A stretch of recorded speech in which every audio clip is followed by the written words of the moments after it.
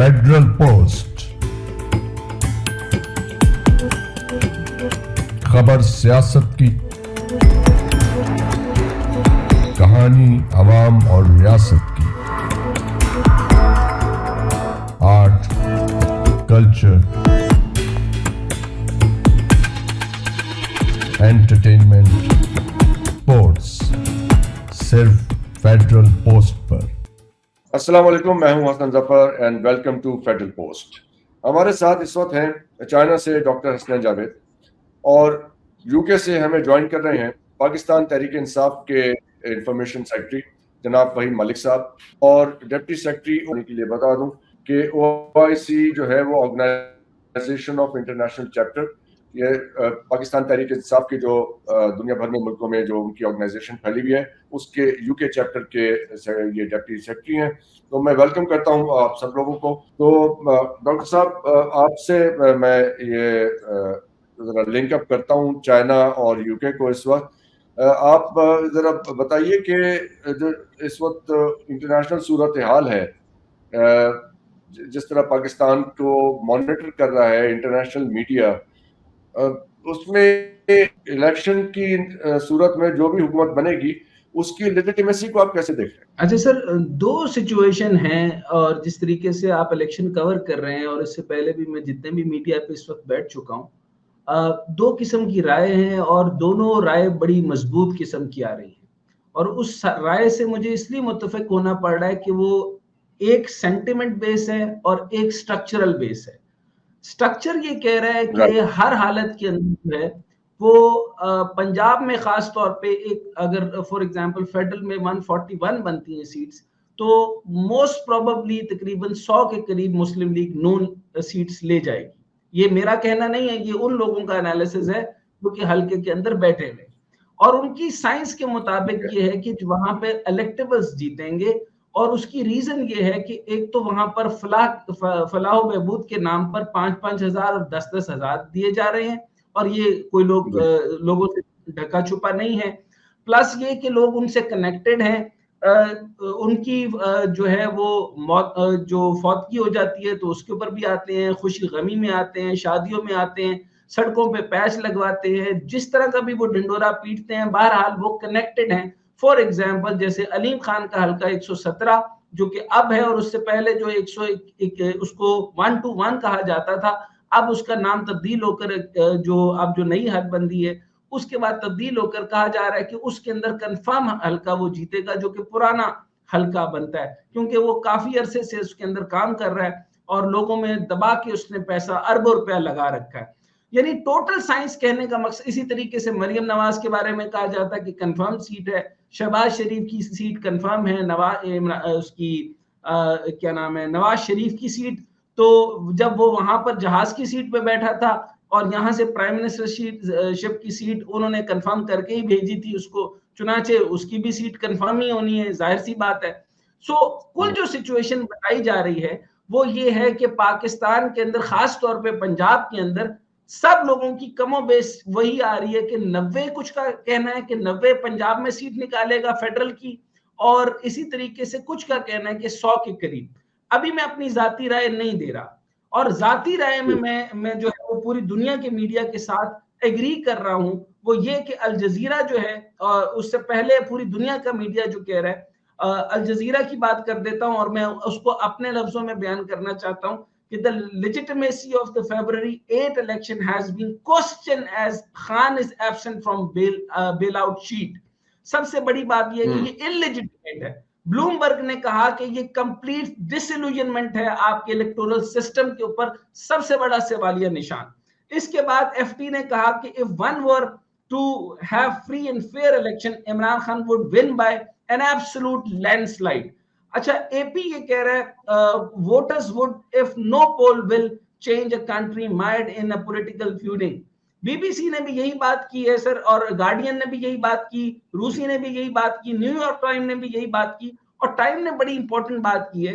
वो कहता है प्रिसाइसली, मैं क्योंकि ज्यादा टाइम आप दोनों अहबाब का नहीं लेना चाह रहा, उन्होंने टाइम्स ने स्पेसिफिकली कहा है कि various opinion polls put Khan's popularity at around 60 to 80%, यानी 60 से 80% की पॉपुलैरिटी है।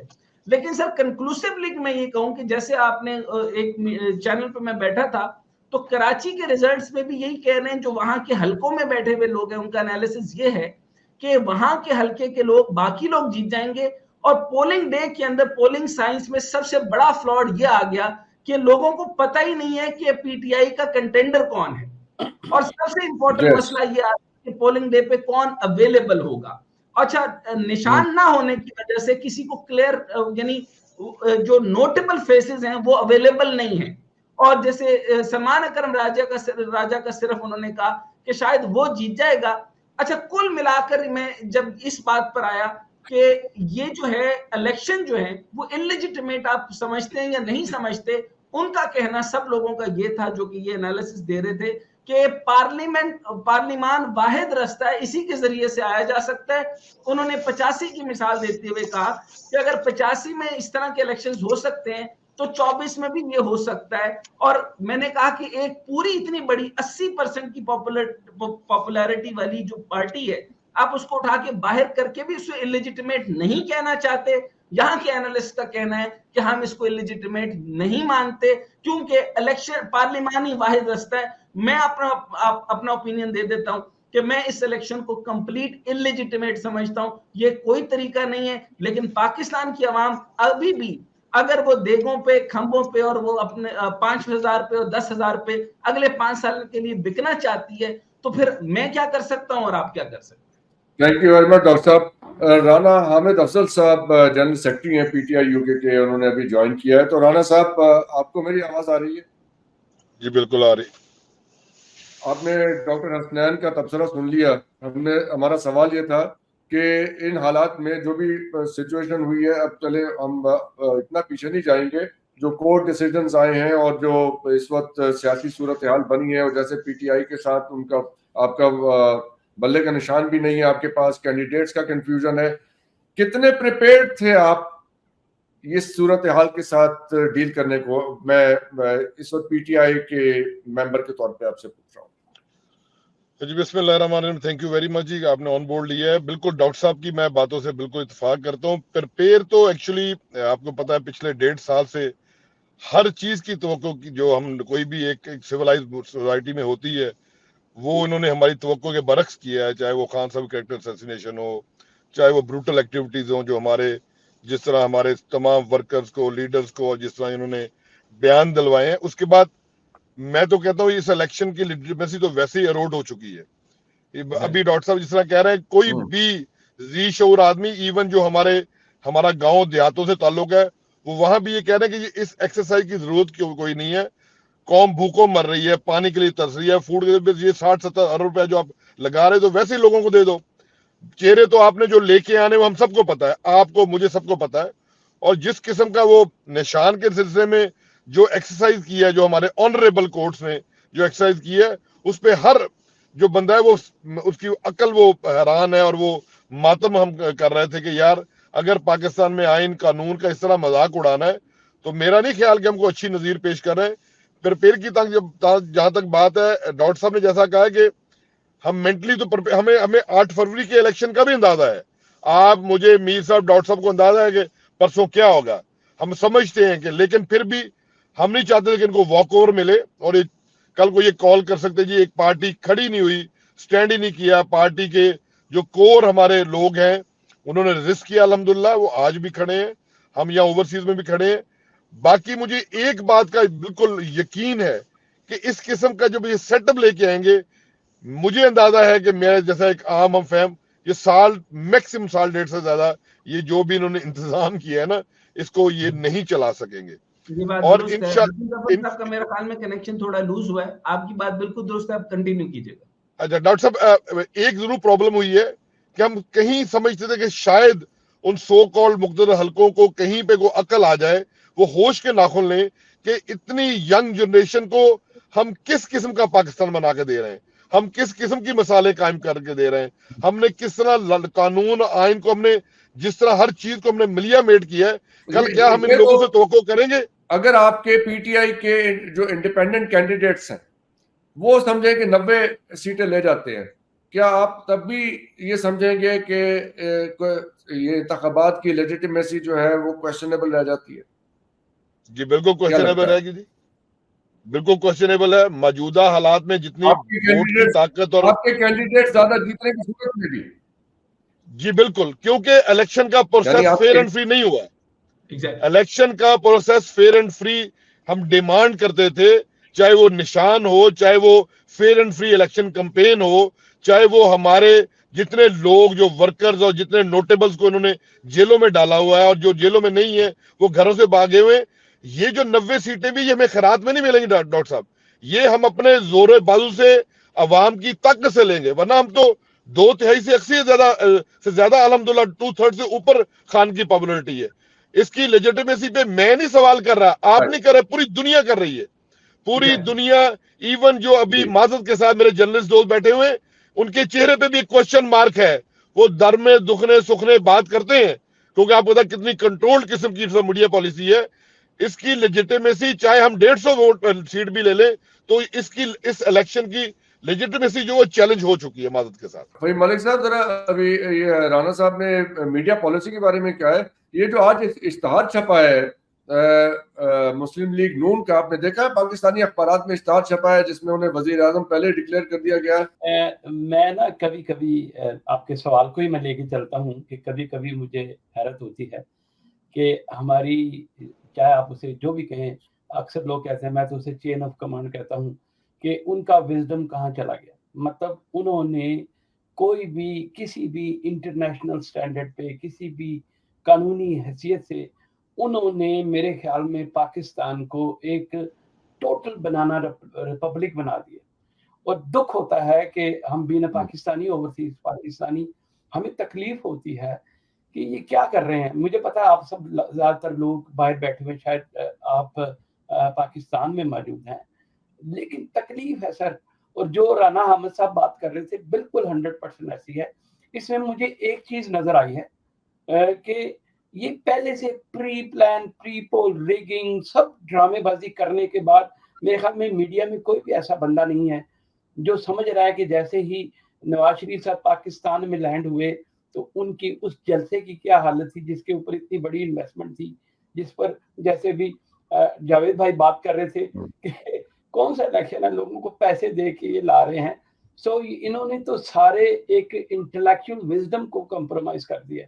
तो मेरे ख्याल में, जो मैं बात को कंक्लूड करता हूँ क्योंकि आपने बाकी लोगों को लेना है, कि जब किसी भी पार्टी को जब कॉर्नर किया जाता है तो वहां से एक नई जहस निकलती है। मेरे ख्याल में पाकिस्तान में तहरीके इंसाफ ने जितना शऊर लोगों को दे दिया है, ये बोतल से जिन बाहर आ चुका है। अब ये है डिफरेंट डेमोग्राफी है, कभी इधर से दबाते हैं, कभी लोगों को अंदर किया हुआ है, 12-15 हज़ार वर्कर किए हुए हैं, और इनको समझ लग रहा है कि शायद ये पाकिस्तान को रूल कर लेंगे। और बीन ओवरसीज पाकिस्तानी हम वो लोग हैं जो बैठे हुए थे कि खान साहब की गवर्नमेंट आएगी तो लाखों लेके जाएंगे, लेकिन ये सारा उसको जेपटाइज कर रहे हैं। मैं नासिर मीर साहब आपसे पूछना चाहूंगा, मुझे बताइए कि अभी इलेक्शन की सूरत हाल को, अगर जैसे मैंने अभी पहले सवाल पूछा, आपको कितनी तवक्को है कि आपके जो इंडिपेंडेंट कैंडिडेट्स हैं, क्योंकि हम शाम को गुफ्तगू कर रहे थे लाहौर और कराची के इस्लामाबाद के जर्नलिस्ट से, वो कह रहे थे कि 70% नुकसान होगा पीटीआई का सिंबल न होने की वजह से वोट बैंक को। आपको कितना लगता है कितना नुकसान होगा? मेरा नहीं ख्याल जी। पहले तो अस्सलाम वालेकुम, और सबको डॉक्टर सराज साहब ने, मैंने बहुत अच्छी डॉक्टर साहब आपकी गुफ्तगू से मुझे बड़ा मजा आया सुनने में। राना अहमद साहब, फहीम साहब तो बहुत एक्सपीरियंस है मेरे साथ। देखें, जहां तक सिंबल की बात है, पीटीआई के पास प्लान ABCD सारे प्लान मौजूद थे, और आपने देखा कि जिस तरीके से जो भी सिंबल हमारे कैंडिडेट्स को मिले, हमने कितने फास्टली उसको प्रोपोगेट किया। हमारा सोशल मीडिया SMT टीम के साथ भी काम करते हैं, मैं, फहीम, राना सब, अमेरिका से, यूरोप से, UK से, तो हमारे पास प्लान मौजूद थे। जैसे सिंबल आए हमारा, आप देखें कभी हिस्ट्री में ऐसा हुआ था कि आप इमरान खान की फेसबुक पे जाएं और आप वहां पे क्वेश्चन डालें NA का या किसी का नाम, तो पूरी लिस्ट आ जाएगी कि कौन सा कैंडिडेट है, पीपी का और एनए का और उसका सिंबल क्या है। और उसके अलावा आपको पता नहीं आपकी कितनी नजर इसके ऊपर है या नहीं, हमारे पास तो रोज सुबह हमें पोस्ट आती है कि नया नैरेटिव क्या है, नया हैशटैग क्या है और नई साइट क्या। अभी हर रोज ये हमारी 1-2 साइट को ब्लॉक करते हैं क्योंकि मेरा ओआईसी से तल्लक है और मेरी पूरी वर्ल्ड के ऊपर नजर है पीटीआई की, तो हर रोज ये 1-2 साइट हमारी ब्लॉक करते हैं। तो पैरेलल में हमारी 1-2 साइट ऑलरेडी मौजूद होती है जिसको हम फौरन सारा सॉफ्टवेयर उसके ऊपर शिफ्ट कर देते हैं, हम लैक नहीं आने दे रहे। तो मेरा नहीं यार, हाँ चूंकि बल्ला बैट हमारा पुराना सिंबल है, फर्क जरूर पड़ा है, लेकिन जिस तरीके से इमरान खान के साथ जो ज्यादतियां की जा रही हैं हमारे लीडर के साथ और एक जमात के साथ, लोग ऑटोमेटिकली ये खुद लोगों को जगा रहे हैं और लोगों में अवेयरनेस क्रिएट हो रही है। मेरा ख्याल है ये हमारा नुकसान नहीं, हमारी फेवर कर रहे हैं। जैसे जैसे आप किसी को दबाते हैं तो आवाज और रस्तों से निकलते हैं। सोशल मीडिया का दौर है सब। अब आप देखें ना, वीपीएन आ गया, आपका इंटरनेट बात होता है, आप दूसरे जराए से उसको ऑन कर लेते हैं। मेरा नहीं ख्याल इतना बड़ा फर्क पड़ेगा। मेरा ख्याल है वोट पड़ेंगे, लोग निकलेंगे हमारे पास। डॉक्टर हसनैन से इस पे हम लेते हैं तबसरा, क्योंकि ये पाकिस्तान की जो मारूजी हालात है, जो प्रैक्टिकल सिचुएशन है, उसको बहुत एक्यूरेटली समझते हैं। डॉक्टर साहब, आपको क्या लगता है ऐसे मुल्क में जहां पे बेशतर लोगों के पास बैंक अकाउंट्स नहीं है, तो उनके पास इंटरनेट ये वो कैसे इमरान खान साहब की या पीटीआई की वेबसाइट पे चले जाएं? सोचें, देहातों में रहने वाले और छोटे शहरों में रहने वाले गरीब गुरबा, आप तो जानते हैं, आप अपने प्रोग्राम्स में बताते आ रहे हैं मुसलसल के यहाँ पे 9 करोड़ लोग तो गुर्बत से नीचे हैं। ये कितनी अप्रोच इफेक्टिव लग रही है आपको पीटीआई की ये वाली? अच्छा सर, गुर्बत के बावजूद मैं आपको अर्ज करता हूं कि जिस जगह के ऊपर एक कैंडिडेट के पास कप था, वहां पे प्याला दे दिया गया। अब प्याले के ऊपर जो है वो जो देहाती, जिनको आप देहाती समझ रहे हैं, उन्होंने सारों ने, कुछ 25-30 लोग थे, उन्होंने प्याला पकड़ के उसमें चाय पीना शुरू कर दी और उन्होंने कहा कि अब हम तुहाडे सामने असी एक कप तुड़ेंदे पे हैं ते हुण असी कप चाह पीवनी है। सो पॉइंट ये है कि ये जो कुछ भी हो रहा है, ये जो कुछ भी निजाम है, इन्होंने जितने भी सिंबल्स बदले हैं और जो भी मामलात कर रहे हैं, ये किसी भी सूरत में डराने, धमकाने, लोगों को तशद्दुद करना, सारा कुछ करना और पैसे भी देना, पैसे भी, और वो पैसे ले भी रहे हैं और पैसे लेकर भी वो समझ रहे हैं कि मुल्क का खजाना बेच रहे हैं। सर, आपके सामने अगर मैं अर्ज करूं तो फॉर एग्जांपल कोई 5 रुपए के हिसाब से 5,000 रुपए अगर 5 साल के लिए कोई बिक रहा है अगर आदमी, तो आप सोचेंगे पर डे के हिसाब से सिर्फ वो 2.25 रुपए के हिसाब से जो है वो अपनी जमीर को बेच रहा है। और अगर 10,000 के हिसाब से बेच रहा है तो 5 रुपए के हिसाब से अपना जमीर बेचेगा। तो ये सारी साइंस और जितना एनालिसिस हम सुन रहे हैं, वो कुछ लोग ऐसे हैं जो किसी भी सूरत में इस निजाम को चलता रहने देना चाहते हैं और इसकी लीकेज से उनको फायदा है और वो अशराफिया को फायदा है। और कुछ लोग जो है वो अशराफिया के मैनेजर्स हैं और उनसे उस चीज का तरसील चलती है।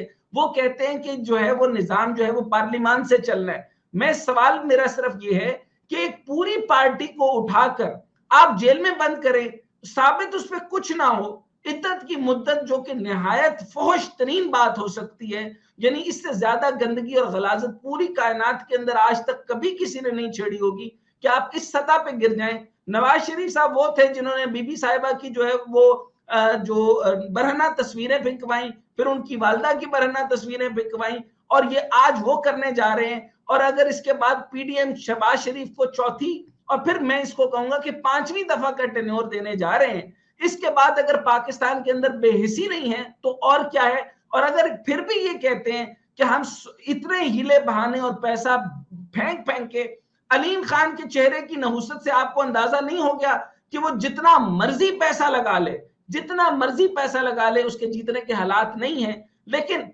अगर पैसा काम कर भी गया तो ये जीत कर ये हुकूमत जो है वो अपना स्पैन 8 महीने नहीं गुजार सकेगी। लेकिन सर, मैं अब यहाँ पर एक सवाल पैदा करके सारे मोहतरम नासिर साहब के पास, मोहतरम फहीम साहब के पास और राना साहब के पास देना चाहता हूँ, वो ये कि लोगों का अब ये कहना है, मैं तो इसको कंप्लीट इलेजिटिमेट समझता हूँ, मैं तो आवाज उठा चुका, मैंने तो जो बर्दाश्त करना था वो कर ली।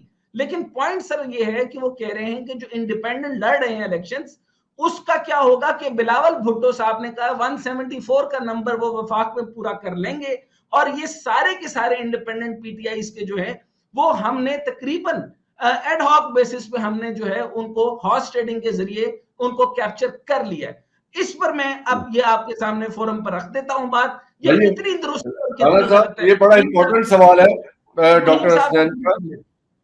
फहीम डॉक्टर साहब साहब से का शुरू बहुत ही इंपॉर्टेंट सवाल है। राणा साहब, ये बताइए कि ये जो यहाँ पे बात चल रही है कि ये बिलावल साहब या जरदारी साहब जो है ये पीटीआई के इंडिपेंडेंट कैंडिडेट्स को अपने थैले में डाल लेंगे, क्या लगता है आपको? How do you respond? जी बिल्कुल डॉक्टर साहब का बहुत ही जबरदस्त सवाल है और बिल्कुल मौजूदा हालात में शायद सबसे ज्यादा कंसर्न भी हमें यही है।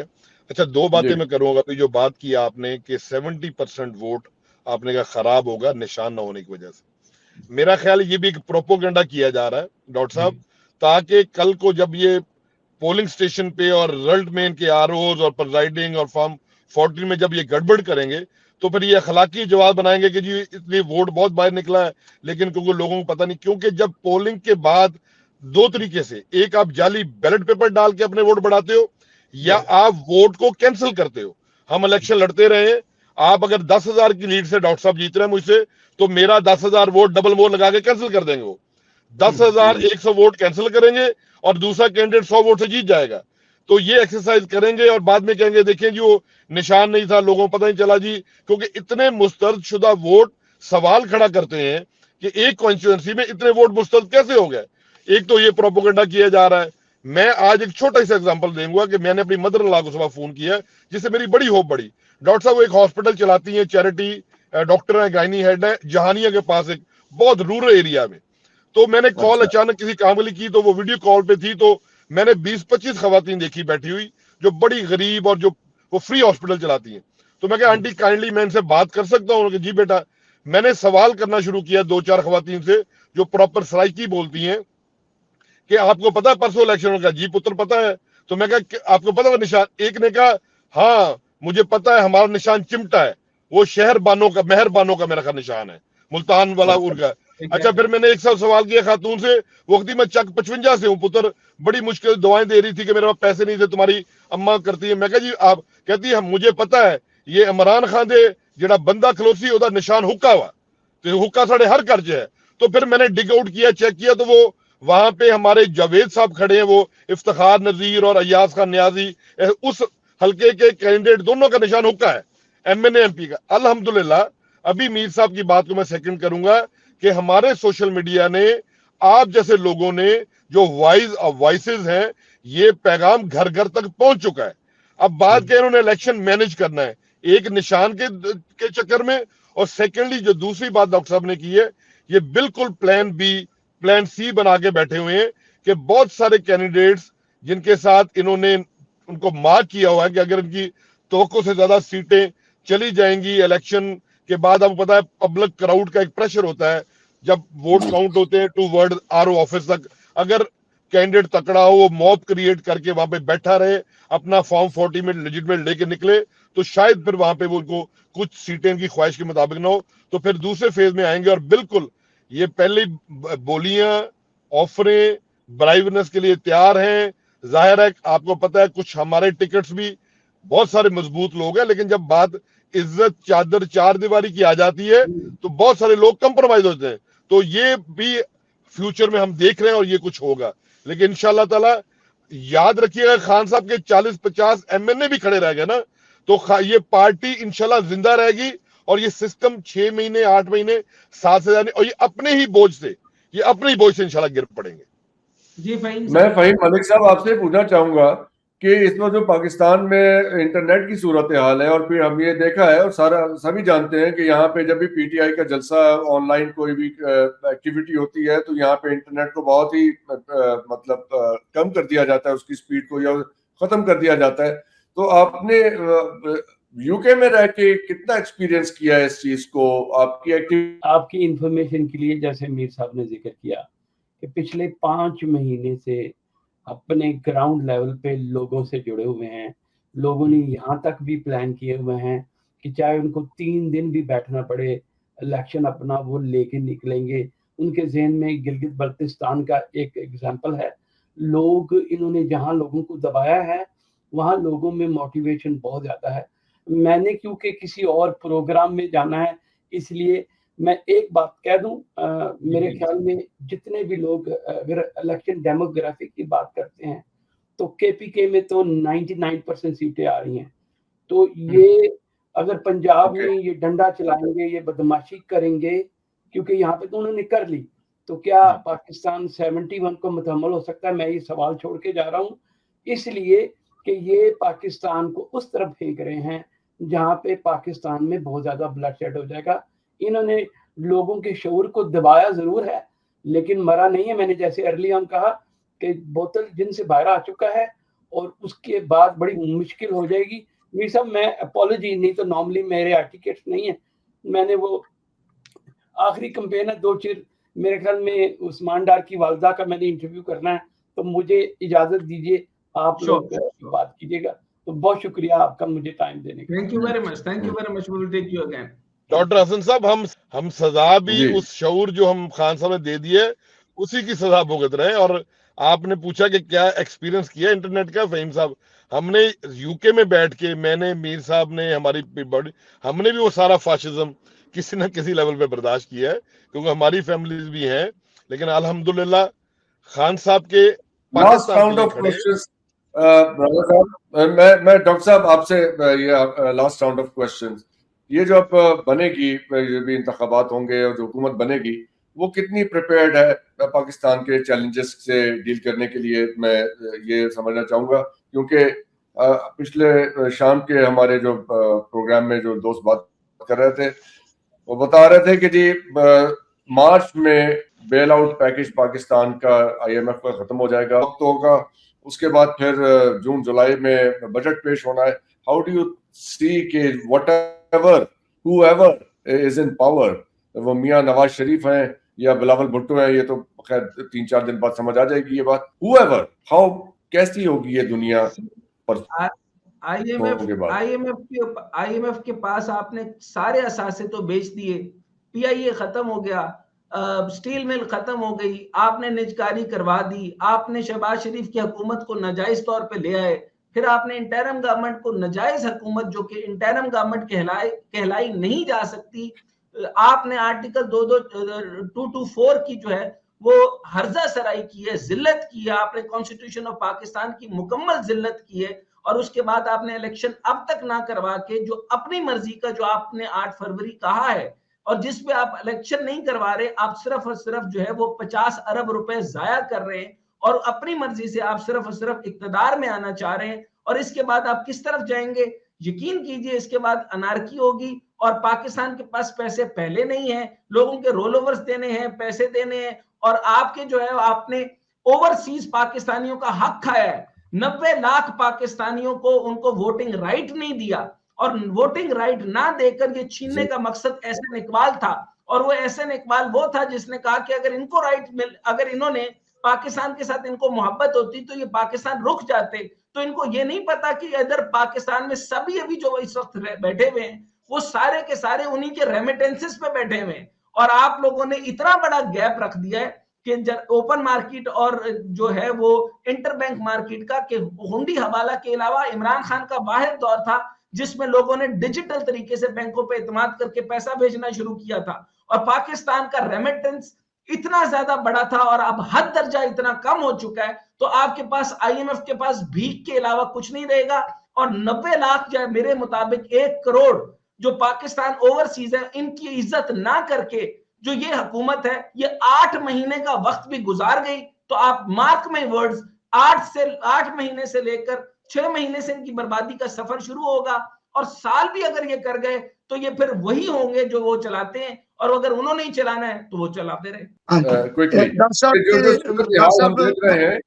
माशाल्लाह डॉक्टर साहब बड़े पैशनेट है। देखिए, let's hope for the best, दुआ करें कि 8 तारीख को ब्लड शेड ना हो। मुझे डर है मेरी कौम को कोई बच्चा, कोई बच्ची इसमें हमें पूरा इसके यकीन है दुआ कि करें। बहुत ही खैरियत से होंगे इंतखाबात। लेकिन ऐसे मेरा ख्याल है लोग कि यहाँ पे ऐसा निकलेंगे कोई माहौल नहीं है जिसमें ऐसा न- आप उसमें नहीं, आप देखिएगा, कोशिश करेंगे। ये जो कह रहे हैं ना कि इतनी पुलिस है, ज्यादा नहीं है लोगों को कंट्रोल, पुलिस कम कंट्रोल करती है, कॉन्स्टिट्यूएंसी के अंदर गुंडे ज्यादा कंट्रोल करते हैं। जहाँ जहाँ ताकतवर माफिया बैठा हुआ है, फ्यूडल बैठे हुए, उनके गुंडे, पुलिस वहां तो कुछ नहीं करती ना, वो उनको गुंडे काम करते हैं। तब तक मेरा बिल्कुल भी ना। डॉक्टर साहब आपने नासिर मीर साहब को सेकंड करूंगा। मुस्लिम लीग नून के गुंडे जो हैं वो कॉन्सिक्वेंसीज में फैल चुके हैं। इनकी बात दुरुस्त है और मैं इनका साथ दूंगा। डॉक्टर हसन साहब, हमारे मोहतरम भाई को बताया कि ये 40 साल से गुंडे ही पैदा किए गए हैं। ये कब्जा माफिया, ये रस्सागीर, इन्होंने तो इलेक्शन मैनिपुलेट किए हैं। यही तो मेन एसेट है। अच्छा, डॉक्टर साहब, मैं हबीब यालत की एक आजाद नज़र पढ़ने से इजाजत चाहूंगा, क्योंकि डॉक्टर हसनैन साहब, बहुत मजा आया, यकीन करें बहुत मजा आया। डॉक्टर हसन जफर साहब, आपका बहुत शुक्रिया कि आपने मौका दिया, और दोबारा भी हमें मौका दीजिएगा और लंबा सेशन रखिएगा। आपसे बातें भी होंगी। इस आजाद नज़र के साथ उठा रहा है जो फितने मेरी जमीनों में, वो सांप हम नहीं पाला है आस्तीनों में, कहीं से जहर का तिराग ढूंढना होगा जो फैलता ही जा रहा है सीनों में। ये लोग इसको ही जमहूरियत समझते हैं। डॉक्टर साहब, ये आपकी बात का जवाब है कि वो 20 साल एक ने ले लिए, 40 साल एक ने ले लिए। ये लोग इसको ही जमहूरियत समझते हैं कि इक्तदार रहेगा इनके जानशीनों में। यही तो वक्त है, आगे बढ़ो खुदा के लिए, खड़े रहोगे तो कहां तक तमाशबीनों में। हमें कौम, आप सोचिए, मैं आपके सारी बातों का 1 मिनट को समराइज करता हूं। आप ये देखें कि 2018 और 2024 के इलेक्शन में जो यंगस्टर, जो 1 करोड़ से ऊपर यंगस्टर आपका वोटर ऐड हुआ है, वो वोटर किसका है? वो वोटर को कोई परवाह नहीं है। वो वोटर जाहिल अनपढ़ नहीं है, वो वोटर एजुकेटेड है। वो सोशल मीडिया से लिंक है, और वही लोग निकलेंगे और वही अपनी हकीकी आजादी के लिए निकल रहे हैं। 8 तारीख को वही इनकलाब लेके आएंगे। एक बात के साथ, अगर मुजीबुर रहमान जेल के अंदर था तो उसकी वोटर्स ने उसको जिता कर जेल से निकाला। इसी तरह पीटीआई का वोटर, जो यंग वोटर है, वही निकलेगा, वही इनकलाब लेके आएगा, वही नया पाकिस्तान। ज्वाइन करने का बहुत बहुत शुक्रिया, और डॉक्टर हसनैन आपका भी बहुत बहुत शुक्रिया। फेडरल पोस्ट, खबर सियासत की, कहानी अवाम और रियासत की, आर्ट, कल्चर, एंटरटेनमेंट, स्पोर्ट्स, सिर्फ फेडरल पोस्ट पर।